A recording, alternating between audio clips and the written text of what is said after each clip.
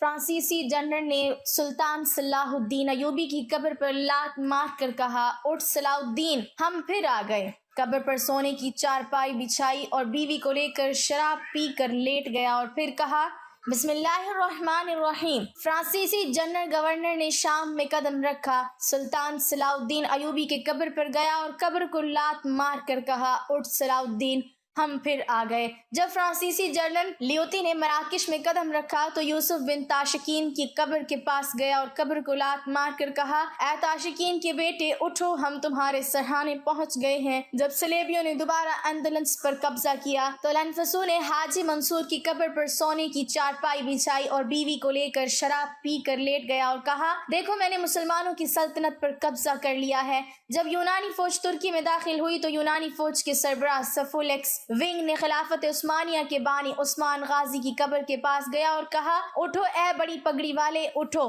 اے عظیم عثمان، اٹھو، دیکھو اپنے پوتوں کی حالت، دیکھو، ہم نے اس عظیم سلطنت کا خاتمہ کیا جس کی تم نے بنیاد رکھی تھی۔ ہم تم سے لڑنے آئے ہیں، کیا اب بھی کسی کو اس بارے میں شک ہے کہ یہ صلیبی جنگجو نہیں ہے؟ اب سلطان صلاح الدین ایوبی، یوسف بن تاشقین، حاجی منصور اور عثمان غازی کی ارواح کو کتنی تکلیف ہوتی ہوگی کہ عالم اسلام کے نوجوان ان کے کارناموں کو بھول گئے ہیں، انہیں فراموش کر دیا۔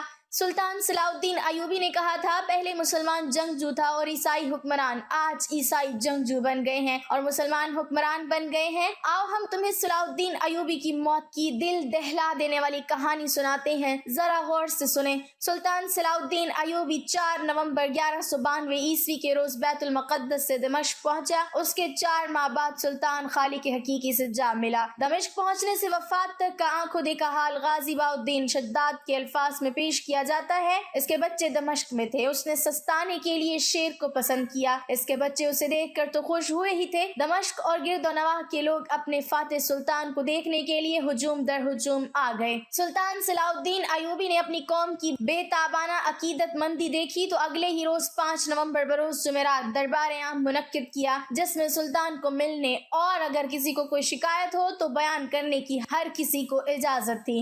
مرد، عورتیں، بوڑھے، بچے، امیر، غریب، حاکم اور عوام سلطان صلاح الدین ایوبی سے ملنے جمع ہو گئے۔ شاعروں نے اس تقریب میں سلطان کی شان میں نظمیں سنائیں۔ سلطان صلاح الدین ایوبی کو مسلسل جہاد اور سلطنت کی مصروفیت کو نہ دن میں کبھی چین لینے دیا، نہ راتوں کو اطمینان کی نیند سونے دیا تھا۔ وہ جسمانی طور پر بھی نڈھال ہو چکا تھا اور ذہنی طور پر بھی تھکے ہوئے اعصاب کو تازہ دم کرنے کے لیے اس نے دمشق کے علاقے میں ہرنوں کے شکار کو مشغلہ بنا لیا تھا اور اپنے بھائیوں اور بچوں کے ساتھ شکار کھیلا کرتا تھا۔ اس کا ارادہ تھا کہ کچھ روز آرام کر کے مصر چلا جائے گا، مگر دمشق میں بھی سرکاری کاموں نے اس کا پیچھا نہ چھوڑا۔ میں اس وقت بیت المقدس میں وزیر تھا۔ ایک روز دمشق سے مجھے سلطان صلاح الدین ایوبی کا خط ملا، اس نے مجھے دمشق میں بلایا تھا۔ میں فوراً روانہ ہونے لگا، مگر مسلسل موسلا دھار بارشوں نے راستوں کو دلدل بنا دیا تھا۔ اس قدر کیچڑ اور اتنی تیز بارش میں 19 روز بعد بیت المقدس سے نکل سکا۔ میں 23 محرم الحرام بروز جمعہ وہاں سے روانہ ہوا اور 22 صفر بروز منگل دمشق پہنچا۔ اس وقت سلطان صلاح الدین ایوبی کو میری آمد کی اطلاع دی گئی۔ اس نے مجھے فوراً اپنے خاص کمرے میں بلایا۔ میں جب اس کے سامنے گیا تو وہ بازو پھیلا کر اٹھا اور مجھ سے بغل گیر ہو گیا۔ میں نے اس کے چہرے پر ایسا اطمینان اور سکون کبھی نہیں دیکھا تھا۔ اس کی آنکھوں میں آنسو تیرنے لگے۔ اگلے روز اس نے مجھے بلایا اور اس کے خاص کمرے میں پہنچا تو اس نے مجھ سے پوچھا کہ ملاقات کے کمرے میں کون لوگ بیٹھے ہیں۔ میں نے اسے بتایا کہ اس کا بیٹا الملک الافضل چند، ایک عمرہ اور بہت سے دوسرے لوگ آپ کی ملاقات کے لیے بیٹھے ہیں۔ اس نے جمال الدین اقبال سے کہا کہ ان لوگوں سے میری طرف سے معذرت کر کے کہہ دو کہ آج میں کسی سے نہیں مل سکوں گا۔ اس نے میرے ساتھ کچھ ضروری باتیں کی اور میں چلا گیا۔ دوسرے دن اس نے مجھے علن صبح بلا لیا۔ میں گیا تو وہ اپنے باغیچے میں بیٹھا اپنے بچوں کے ساتھ کھیل رہا تھا۔ اس نے پوچھا کہ ملاقات کے کمرے میں کوئی ملاقاتی ہے؟ اسے بتایا گیا کہ فرنگیوں کے ایلچی آئے بیٹھے ہیں۔ سلطان صلاح الدین ایوبی نے کہا، فرنگی ایلچیوں کو بھیج دو۔ اس کے بچے وہاں سے چلے گئے۔ اس کا سب سے چھوٹا بچہ امیر ابو بکر، جس سے سلطان صلاح الدین ایوبی کو بہت پیار تھا، وہی رہا۔ جب فرنگی آئے تو بچے نے ان کے بغیر داڑھیوں کے چہرے اور ان کا لباس دیکھا تو بچہ ڈر کر رونے لگا۔ بچے نے بغیر داڑھی کے کبھی کوئی انسان نہیں دیکھا تھا۔ سلطان صلاح الدین ایوبی نے فرنگیوں سے معذرت کی کہ ان کے حلیے کو دیکھ کر بچہ رو پڑا ہے، مگر سلطان نے بچے کو اندر بھیجنے کی بجائے فرنگیوں سے کہا وہ آج ان سے نہیں مل سکے گا۔ اس نے انہیں بغیر بات چیت کے رخصت کر دیا۔ ان کے جانے کے بعد اس نے کہا، جو کچھ پکا ہے لے آؤ۔ ان کے آگے ہلکی پھلکی غذا رکھی گئی جس میں کھیر بھی تھی۔ اس نے بہت تھوڑا کھایا۔ میں نے محسوس کیا کہ جیسے اس کی بھوک مر چکی ہو۔ میں نے اس کے ساتھ کھانا کھایا۔ اس نے بتایا کہ وہ ملاقاتیں کم کر رہا ہے کیونکہ وہ بدہضمی اور کمزوری محسوس کرتا ہے۔ کھانے کے بعد اس نے مجھ سے پوچھا حاجی واپس آ گئے؟ میں نے اسے بتایا کہ راستے میں کیچڑ زیادہ ہے، شاید کل تک حاجی آ جائیں۔ سلطان نے کہا ہم ان کے استقبال کے لیے جائیں گے۔ یہ کہہ کر اس نے ایک حاکم کو بلا کر حکم دیا کہ حاجی آ رہے ہیں اور راستے میں کیچڑ اور پانی ہے، فوراً آدمیوں کو بھیجو اور جس راستے سے حاجی آ رہے ہیں اس راستے سے کیچڑ اور پانی صاف کرا دو۔ میں اس سے اجازت لے کر چلا گیا۔ میں دیکھ رہا تھا کہ اس کا جوش و خروش اور اس کے مستعد بھی ماند پڑ گئے تھے۔ دوسرے دن وہ گھوڑے پر سوار ہو کر حاجیوں کے استقبال کے لیے نکلا۔ میں بھی گھوڑے پر سوار ہو کر اس کے پیچھے گیا۔ اس کا بیٹا الملک الافضل بھی آ گیا۔ لوگوں میں جنگ کی آگ کی طرح یہ خبر پھیل گئی کہ سلطان باہر آیا ہے۔ لوگ کام کاج چھوڑ کر دوڑے۔ وہ اپنے فاتح سلطان کو قریب سے دیکھنا اور اس سے ہاتھ بھی ملانا چاہتے تھے۔ جب سلطان عقیدت مندوں کے اس بے صبر بے تاب بے قابو ہجوم میں گر گیا تو اس کے بیٹے الملک الافضل نے گھبراہٹ کے عالم میں مجھے کہا کہ سلطان نے سوار والا لباس نہیں پہن رکھا ہے، ذرا بختر کی قسم کا لباس ہوتا تھا۔ سلطان صلاح الدین ایوبی اس لباس کے بغیر کبھی باہر نہیں نکلا تھا۔ ہمیں پریشانی ہوئی، سلطان کے ساتھ باڈی گارڈ بھی نہیں تھے۔ مجھ سے رہا نہ گیا۔ سلطان صلاح الدین ایوبی پر اس سے پہلے قاتلانہ حملے ہو چکے تھے، اب بھی حملہ ہو سکتا تھا۔ میں ہجوم کو چیرتا ہوا سلطان تک پہنچا اور اس سے کہا کہ آپ اپنے مخصوص لباس میں نہیں ہیں۔ وہ اس طرح چونکا جیسے نیند سے جگا دیا گیا ہو۔ اس نے کہا میرا لباس لایا جائے، مگر وہاں کوئی بھی نہیں تھا جو اسے لباس لا دیتا۔ مجھے کچھ زیادہ ہی خطرہ محسوس ہونے لگا۔ مجھے ایسا محسوس ہونے لگا جیسے کوئی حادثہ ہونے والا ہو۔ میں نے اس وقت کہا کہ میں یہاں کے راستوں سے واقف نہیں، کیا کوئی ایسا راستہ ہے جہاں لوگ کم ہوں اور آپ واپس جا سکیں؟ اس نے کہا کہ ایک راستہ ہے۔ اس نے گھوڑا اس رخ کو موڑ لیا۔ لوگوں کا ہجوم بے پناہ تھا۔ سلطان صلاح الدین ایوبی نے گھوڑا باغوں کے درمیان راستے پر ڈال دیا۔ میں اور الملک الافضل اس کے ساتھ تھے۔ میرا دل بوجھل تھا۔ میں اس کی جان کو بھی خطرے میں محسوس کر رہا تھا اور اس کی صحت کو بھی۔ ہم چشمے میں ہوتے ہوئے قلعے میں داخل ہوئے۔ جمعے کی شام صلاح الدین ایوبی نے غیر معمولی کمزوری محسوس کی۔ آدھی رات سے ذرا پہلے اسے بخار ہو گیا۔ یہ سفر کی وجہ سے بخار تھا، جسم کے اندر زیادہ تھا، باہر کم لگتا تھا۔ صبح 21 فروری 1193 عیسوی سلطان بخار سے نڈھال ہو چکا تھا۔ جسم کو ہاتھ لگانے سے حرارت کم لگتی تھی۔ میں اسے دیکھنے گیا۔ اس کا بیٹا الملک الافضل اس کے پاس تھا۔ سلطان نے بتایا کہ اس نے رات بڑی تکلیف میں گزاری ہے۔ اس نے ادھر ادھر کی باتیں شروع کر دی۔ ہم نے گپ شپ میں ان کا ساتھ دیا۔ اس سے اس کی مزاج میں شگفتگی بحال ہو گئی۔ دن کے دوسرے پہر تک وہ خاصاً بہتر ہو گیا۔ ہم وہاں سے اٹھنے لگے تو اس نے کہا کہ الملک الافضل کے ساتھ کھانا کھا کر جائیں۔ میرے ساتھ قاضی الافضل بھی تھا۔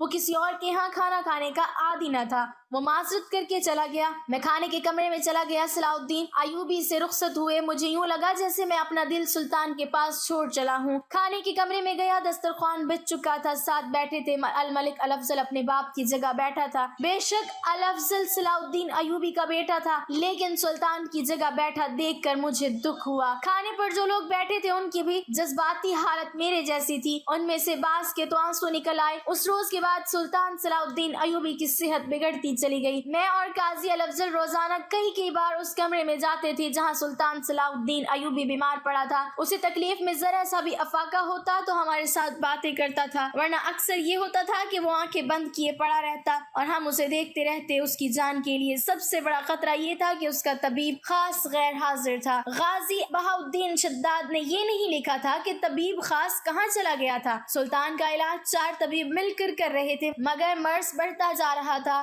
بیماری کے چوتھے روز 4 طبیبوں نے فیصلہ کیا کہ سلطان صلاح الدین ایوبی کے جسم سے خون نکال دیا جائے۔ اسی وقت سلطان کی حالت زیادہ بگڑ گئی اور اس کے بعض غدود بیکار ہو گئے۔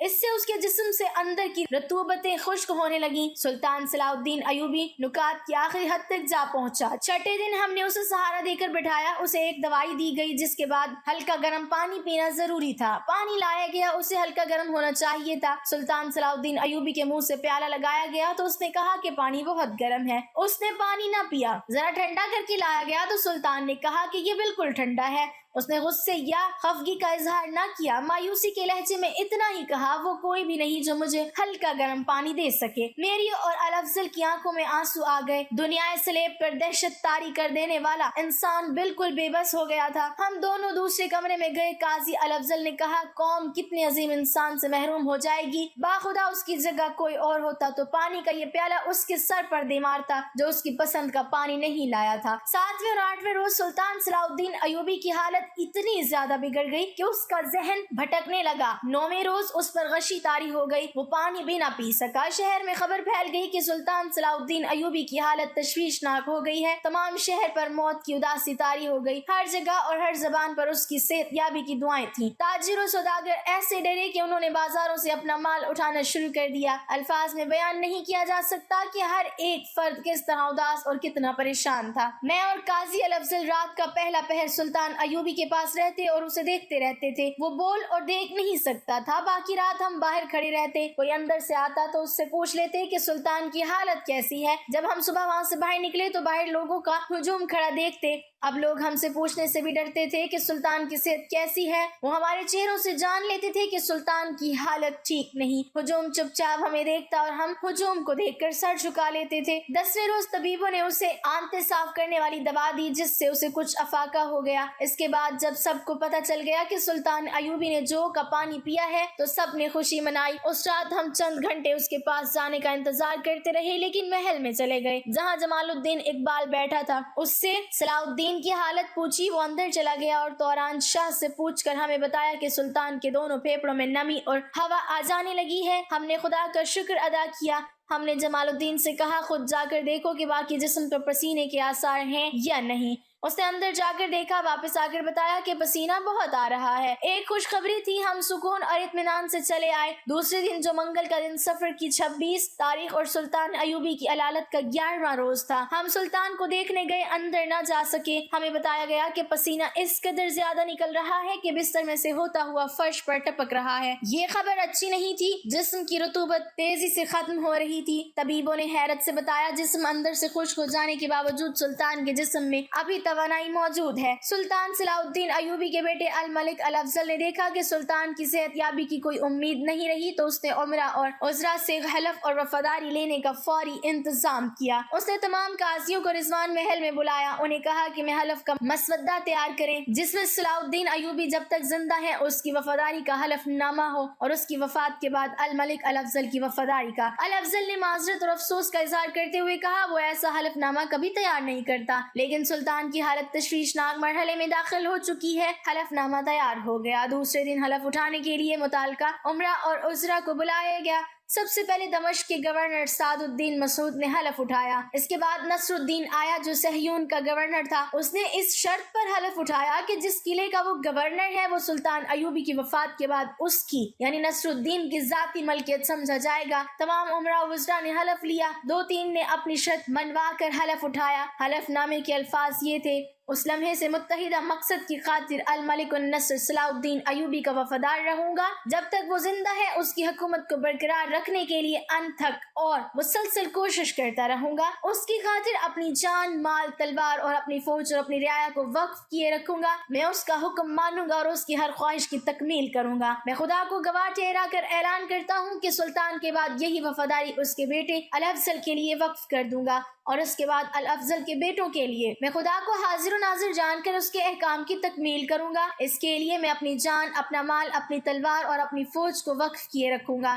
میں اپنے حلف وفاداری میں خدا کو گواہ ٹھہراتا ہوں۔ حلف ناموں کی دوسری شک یہ تھی، اگر میں اپنے حلف کی خلاف ورزی کروں تو میں حلفیہ تسلیم کرتا ہوں کہ صرف خلاف ورزی کی بنا پر میری بیویاں متعلقہ ہو جائیں، یعنی بیویاں میری نہیں رہیں گی اور مجھے تمام ذاتی سرکاری خادموں سے محروم کر دیا جائے گا اور مجھے لازم ہوگا کہ میں ننگے پاؤں یا پیادہ حج سے کعبہ کو جاؤں۔ 26 صفر 589 ہجری 3 مارچ 1993 عیسوی منگل کی شام تھی۔ سلطان صلاح الدین ایوبی کی بیماری کا 11واں روز، اس کی توانائی بالکل ختم ہو گئی اور امید دم توڑ گئی۔ رات کو ایسے وقت مجھے قاضی الافضل اور ابن زکی کو بلایا گیا جیسے پہلے کبھی نہیں بلایا گیا تھا۔ ابن زکی کا پورا نام عبد المعالی محمد معی الدین تھا اور ابن زکی کے نام سے مشہور تھا۔ حضرت عثمان کے خاندان سے تعلق رکھتا تھا۔ وہ قانون علم اور سائنس کا عالم تھا۔ صلاح الدین کا بہت احترام کرتا تھا۔ جب سلطان سلطان ایوبی نے یروشلم فتح کیا تو مسجد اقصی میں پہلے جمعے کا خطبہ دینے کے لیے سلطان ایوبی نے اسی کو منتخب کیا تھا۔ بعد میں اسے دمشق کا قاضی مقرر کر دیا گیا۔ ہم گئے تو الملک الافضل نے کہا کہ ہم تینوں ساری رات اس کے ساتھ رہے۔ وہ سوگوار تھا اور گھبرایا ہوا بھی۔ قاضی الافضل نے اعتراض کیا اور کہا رات بھر لوگ باہر کھڑے سلطان کی صحت کی خبر سننے کا انتظار کرتے ہیں، اگر ہم ساری رات اندر رہے تو کچھ اور سمجھا لیں گے اور شہر میں غلط خبر پھیل جائے گی۔ الافضل سمجھ گیا، اس نے کہا ہم لوگ چلے جائیں ہماری بجائے۔ اس نے امام ابو جعفر کو اس مقصد کے لیے بلایا کہ اگر رات کو صلاح الدین پر نزع کا عالم طاری ہو جائے تو امام اس کے سرہانے قرآن پڑھے گا۔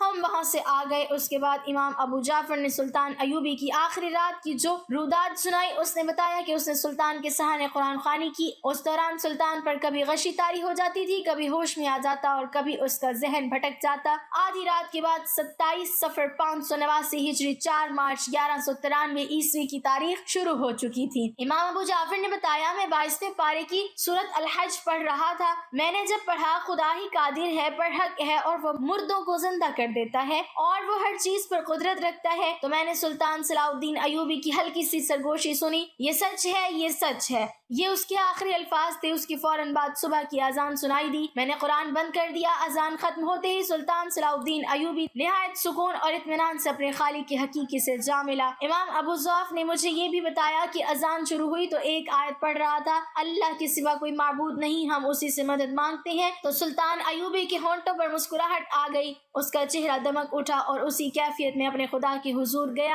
میں جب پہنچا اس وقت صلاح الدین ایوبی فوت ہو چکا تھا۔ خلفائے راشدین کے بعد اگر قوم پر کوئی بھاری ضرب پڑی تو سلطان ایوبی کے انتقال کی تھی۔ قلعے شہر، وہاں کے لوگوں اور دنیا بھر کے مسلمانوں پر غم کی ایسی گھٹا چھا گئی جو صرف خدا جانتا ہے یہ کتنی گہری تھی۔ میں نے لوگوں کو اکثر کہتے سنا کہ جو شخص سب سے زیادہ عزیز ہے اس کے لیے وہ اپنی جان قربان کر دیں گے، لیکن میں نے کبھی کسی کو جان قربان کرتے نہیں دیکھا۔ البتہ میں قسم کھا کر کہتا ہوں کہ سلطان ایوبی کی زندگی کی آخری رات ہم میں سے کوئی پوچھتا کہ سلطان ایوبی کی جگہ کون جان قربان کرنے کو تیار ہے تو ہم میں سے بہت سے لوگ اپنی جانیں قربان کر کے سلطان ایوبی کو زندہ رکھتے۔ اس روز شہر میں جس کو بھی دیکھا بے اختیار آنسو بہاتے دیکھا۔ لوگ رونے کے سوا کچھ اور سوچتے ہی نہیں تھے کہ پھر شاعر کو مرثیہ سنانے کی اجازت نہ دی گئی۔ کسی امام، کسی قاضی اور کسی عالم نے لوگوں کو صبر کی تلقین نہ کی جو خود رو رہے تھے، ہچکیاں لے رہے تھے۔ صلاح الدین کے بچے روتے چیختے گلیوں میں نکل آئے۔ انہیں روتا دیکھ کر لوگ دھاڑے مار مار کر روتے تھے۔ ظہر کی نماز کا وقت ہو گیا۔ اس وقت سلطان ایوبی کی میت کو آخری غسل دے کر کفن پہنایا جا چکا تھا۔ غسل عدالت کے ایک اہلکار نے دیا تھا۔ غسل کے لیے مجھے کہا گیا تھا مگر میرا دل اتنا مضبوط نہ تھا، میں نے انکار کر دیا۔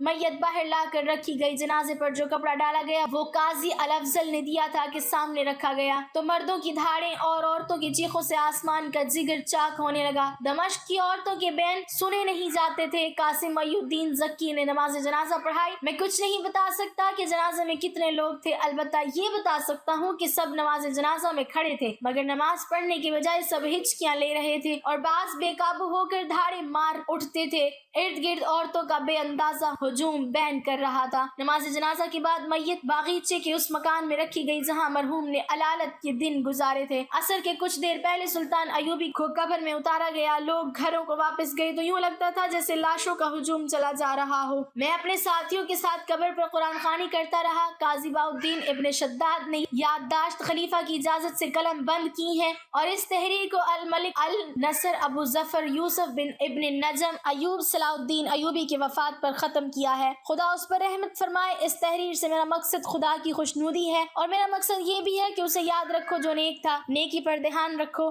اس یادداشت کے بعد یہ بتانا بھی ضروری ہے کہ سلطان ایوبی کی ایک خواہش یہ تھی کہ فلسطین کو صلیبیوں سے پاک کریں۔ اس کی یہ خواہش پوری ہو گئی۔ اس کی دوسری خواہش یہ تھی کہ فتح فلسطین کے بعد حج ادا کریں مگر اس کی یہ خواہش پوری نہ ہو سکی۔ اس کی وجہ اس کی بیماری نہیں تھی بلکہ یہ کہ اس کے پاس اتنے پیسے نہیں تھے، اس کی جیب خالی تھی۔ اللہ تعالیٰ سے دعا ہے کہ اللہ پھر سے کوئی صلاح الدین ایوبی سلطان پیدا فرما دے، آمین۔